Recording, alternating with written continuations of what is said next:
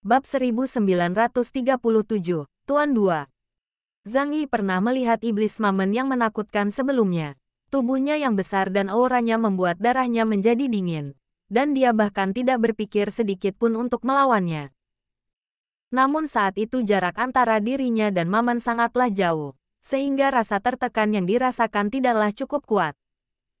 Tapi sekarang, di depannya, ada seekor binatang super raksasa yang tingginya mencapai 1 atau 2000 meter. Ini adalah makhluk yang sangat besar. Bahkan hua-hua dalam bentuk keduanya tampak seperti mainan di depannya. Zhang Yifei harus mengangkat kepalanya untuk melihatnya di udara. Begitu besarnya sehingga awan-awan melilitinya, membuatnya tampak samar dan guntur menyambar di sekitarnya seperti pita.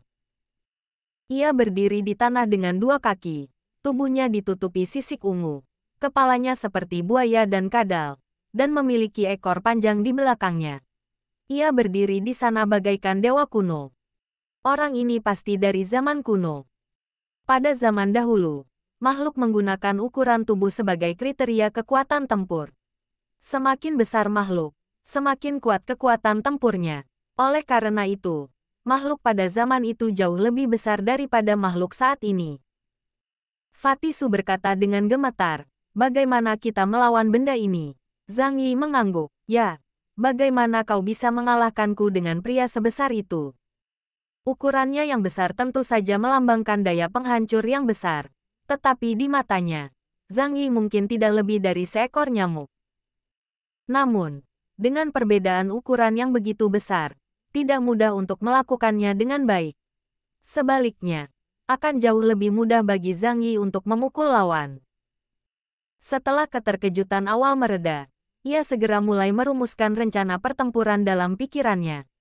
Di sekitar naga ungu, jiwa-jiwa orang mati di barbar neraka lainnya melayang. Siapa di antara kita yang pergi duluan? Kata biarawati itu dengan suara dingin. Biarkan aku pergi dulu. Suara naga ungu itu sekeras guntur. Tidak seorang pun dari kalian boleh ikut campur. Aku sendiri yang akan mengirimnya ke kematiannya. Lainnya tidak mengemukakan pendapat apapun. Semua hantu yang terperangkap di kedai itu dulunya adalah orang-orang yang kuat dan luar biasa. Namun sekarang mereka terlalu sombong untuk menyerang manusia dari masa depan. Naga ungu itu menatap Zhang Yi dan berkata dengan suara yang dalam. Ingatlah gelarku, manusia masa depan. Namaku adalah Tiran Langit dan Bumi. Zhang Yi mengangguk. Aku akan mengingatnya. Aku akan membakar beberapa kertas untukmu selama festival Qingming dan Double Nin di masa mendatang. Suara yang sin-sin terngiang di telinga Zhang Yi. Apakah kamu ingin aku ikut? Kemampuannya sempurna untuk menghadapi target sebesar itu. Tidak, dia tidak mencari bantuan. Dan kami pun tidak. Zhang Yi menjawab, karena begitu yang sin-sin beraksi, semua jiwa lawan juga akan beraksi. Dan menurut penampilan Ot Biao di kedai minuman, hantu-hantu ini setidaknya memiliki kekuatan seorang uskup saat mereka masih hidup. Zhang Yi melambaikan tangannya, dan segala sesuatu di alam semesta terbuka. Meskipun hampir setengah dari gerbang dimensi dihancurkan oleh bayi jahat mayat hidup, hanya setengah dari gerbang yang tersisa, dan masih memiliki kekuatan pertahanan yang sangat kuat. Naga ungu berdiri di kejauhan seperti gunung besar. Dia mengangkat tangannya tinggi-tinggi dan berseru memanggil guntur di langit. Ledakan, ledakan.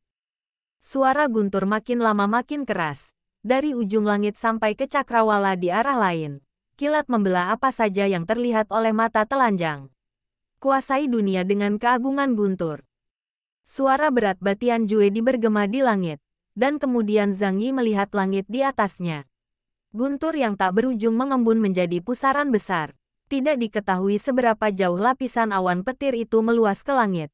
Tetapi dia dapat merasakan bahwa energi yang terkandung di dalamnya cukup untuk menghancurkan sebuah kota. Lengan Tyrant tiba-tiba jatuh. Diikuti oleh kilat tak berujung yang menyambar dengan ganas ke segala arah dengan dia sebagai pusatnya. Ia menyerang semua yang ada di sekitarnya tanpa pandang bulu. Dan baik tanah terlantar maupun jalan raya mengalami pukulan yang menghancurkan. Guntur yang dahsyat itu membuat semua yang ada di hadapan Zhang Yi diselimuti oleh petir.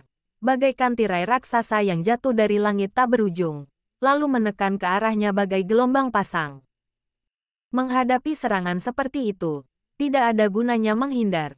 Zhang Yi menatap, berdiri di udara, mengangkat tangan kirinya, dan mengarahkan kelima jarinya ke depan. Pemurnian domain Tuhan. Ledakan, badai guntur dengan cepat melewati ruang di mana Zhang Yi berada. Petir perak menghancurkan apapun yang bisa dihancurkan, mengubah bumi menjadi bumi hangus. Namun, tanah ini, termasuk jalan yang retak, dengan cepat kembali ke keadaan semula setelah hancur. Dunia yang diciptakan oleh mimpi Mamen tidak dapat dihancurkan oleh kekuatan eksternal apapun kecuali Mamen bangun atau mati. Namun, tempat di mana Zhang Yi berdiri tidak rusak sama sekali. Dia menggunakan teknik pemurnian alam ilahi untuk membuka ruang terdistorsi di depannya, membentuk medan vakum absolut. Bahkan petir yang kuat pun tidak dapat menembus medan ini. Serangan pertama Batian Juedi tidak menimbulkan luka apapun pada Zhang Yi. Hal itu membuatnya penasaran, karena kemampuannya merupakan kemampuan serangan murni yang paling kuat. Bahkan lawan yang levelnya sama pun tidak akan mampu tetap tenang saat menghadapi gerakan ini. Seorang pengguna kemampuan tipe luar angkasa dengan kemampuan bertahan yang kuat. Menarik. Pada saat ini, hantu-hantu lainnya sudah bersembunyi jauh, menyaksikan pertarungan antara keduanya dengan santai. Biarawati berwajah hantu berkata, orang baru ini tampaknya punya kekuatan. Di sisi lain, raksasa yang mengenakan baju besi emas dan tingginya 5 atau 6 meter bergumam. Jika kamu tidak memiliki tingkat kekuatan tertentu, siapa yang berani memasuki tempat ini? Bukankah kita sama di masa lalu? Kita pikir kita kuat dan mencoba menyerang Dewa Iblis dari zaman kuno. Seorang lelaki tua berjanggut putih dan berpakaian lusuh berkata dengan tenang. Mari kita lihat apakah dia bisa melewati kadal ungu itu. Pertarungan baru saja dimulai. Mereka tidak terburu-buru sama sekali, karena memasuki tempat ini seperti jatuh ke neraka. Mereka memiliki waktu yang hampir abadi untuk menghadapi segalanya. Hari ini saya akhirnya bertemu dengan pendatang baru yang dapat membantu saya menghabiskan waktu. Setelah memblokir serangan Batian Jedi, Zhang Yi siap untuk melawan. Serat logam yang dimurnikan secara ilahi di tangan kirinya dengan cepat mengembun menjadi meriam tangan yang besar. Larasnya panjangnya lebih dari 1 meter, kaliber 30 mm, dan seluruh badannya berwarna merah menyilaukan.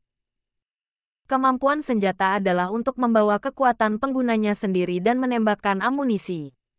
Bahan-bahan di tubuh Itugal merupakan kualitas terbaik di planet ini, sehingga ia dapat mengeluarkan seluruh kekuatan Zhang Yi.